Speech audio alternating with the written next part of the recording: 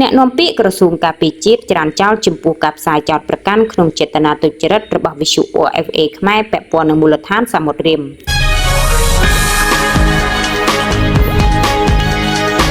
ឯកឧត្តមនាយឧត្តមសេនីយ៍ឈុំសុជាតិរដ្ឋលេខាធិការនិងជាអ្នកនាំពាក្យក្រសួងការពារជាតិបានប្រកាសច្រានចោលទាំងស្រុងចំពោះការចោតប្រកាន់យ៉ាងគគ្លើន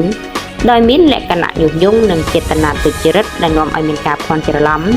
ពាក់ព័ន្ធនឹងមូលដ្ឋានសមុទ្ររៀមកងទ័ពជើងទឹកនៃព្រះរាជាណាចក្រកម្ពុជាដែលធ្វើឡើងដោយសារព័ត៌មានបរទេសមួយចំនួននាពេលថ្មីនេះគួររំលឹកថាកាលពីពេលថ្មីនេះក្រោមចំណងជើងស្ថាប័នស្រាវជ្រាវអាមេរិកសង្ស័យថាចិនពង្រីកវត្តមានយោធាបន្ទាប់ពីមានសិទ្ធិផ្ដាច់មុខប្រើប្រាស់មូលដ្ឋានទ័ពរៀមវិទ្យុអាស៊ីសេរី OFA ខ្មែរបានផ្សាយខ្លឹមសារថាមជ្ឈមណ្ឌលស្រាវជ្រាវមួយរបស់សហរដ្ឋអាមេរិកបានរកឃើញយោធាចិនកំពុងមានសិទ្ធិផ្ដាច់មុខប្រើប្រាស់ផ្នែកខ្លះនៃមូលដ្ឋានទ័ពរៀមហើយចិនក៏កំពុងពង្រីកវត្តមានយោធារបស់ខ្លួនលើសពីមូលដ្ឋានទ័ពរៀមទោះបីជាយ៉ាងណាឯកឧត្តមនាយឧត្តមសេនីយ៍ឈុំសុជាតិបានគូបញ្ជាក់ថារាជរដ្ឋាភិបាលនិងក្រសួងការពារជាតិកម្ពុជាបានប្រកាសជាញឹកញាប់រួចមកហើយថាកម្ពុជាជាប្រទេសអព្យាក្រឹតហើយរដ្ឋធម្មនុញ្ញកម្ពុជាមិនអនុញ្ញាតបរទេសណាយកទឹកដីកម្ពុជាធ្វើជាមូលដ្ឋានយោធាដាច់ខាតក្រោយការដាក់ឲ្យដំណើរការប្រើប្រាស់កន្លងមកកម្ពុជាបានអនុញ្ញាតឲ្យនាវាបរទេសចូលមកចតជាហូរហែនៅកំពង់ផែរៀមដែលក្នុងនោះមាននាវាកងទ័ពជប៉ុនត្រូវបានអនុញ្ញាតឲ្យចូលមកចតមុនគេបង្អស់បន្ទាប់ពីកំពង់ផែសមុទ្ររៀមត្រូវបានសម្ពោធជាផ្លូវការបន្ទាប់មកមាននាវាកងទ័ពវៀតណាមនាវាចិនជាដើម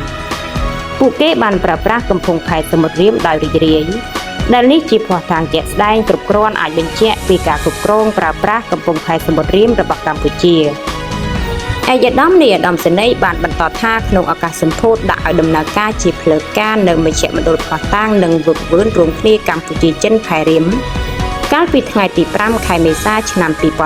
2025សម្ដេចមហាបវរធិបតីហ៊ុនម៉ាណែតនាយករដ្ឋមន្ត្រីនៃព្រះរាជាណាចក្រកម្ពុជាក៏បានប្រកាសស្វាគមន៍ផងដែរនៅបណ្ដាកងទ័ពប្រទេសជាមិត្តទាំងអស់ដែលចង់មកចូលចតនៅកំពង់ផែរៀមប្រទេសកម្ពុជាដើម្បីធ្វើការវិវត្តរួមគ្នា